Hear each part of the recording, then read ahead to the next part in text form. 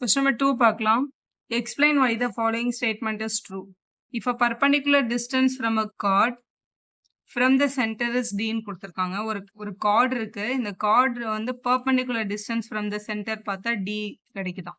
இங்க சர்க்கிளோட சென்டர்ல இருந்து இவங்களுக்கு பர்பெண்டிகுலரா ஒரு லைன் வரையறோம். பர்பெண்டிகுலர்னா இங்க 90 டிகிரி ஃபார்ம் பண்ற மாதிரி ஒரு லைன் வரையறோம். அதுதான் அவங்களோட பர்பெண்டிகுலர் டிஸ்டன்ஸ். ஸோ இது வந்து டின்னு கொடுத்திருக்காங்க கொஸ்டின்ல.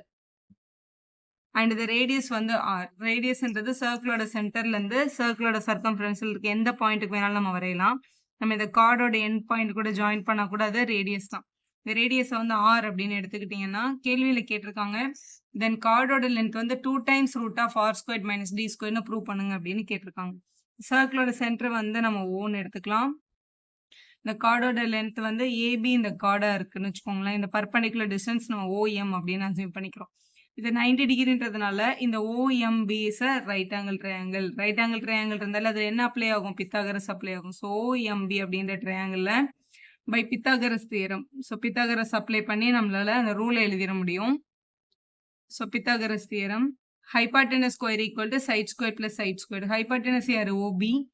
இப்போ நம்ம சொல்லிக்கலாம் OB ஸ்கொயர்டோட value OM square plus MB ஸ்கொயருக்கு ஈக்குவலாக தான் இருக்கும்.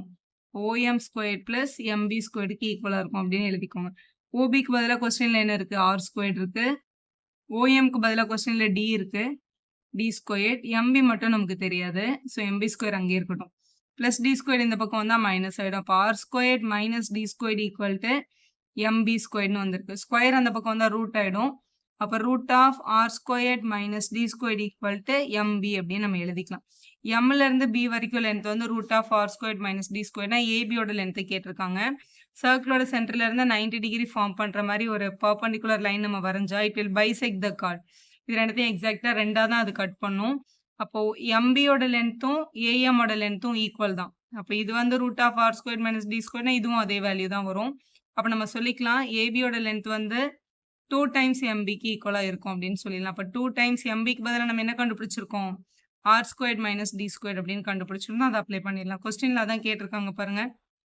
தென் கார்டோட லென்த் வந்து twice root of R square minus D ஸ்கொயர்டாக இருக்குமா அப்படின்னு கேட்டிருக்காங்க. கரெக்டாக தான் வருது. இந்த ஸ்டேட்மெண்ட் வந்து ட்ரூ தான். ஸோ இது ஒரு ட்ரூ ஸ்டேட்மெண்ட்னு எழுதிடலாம்.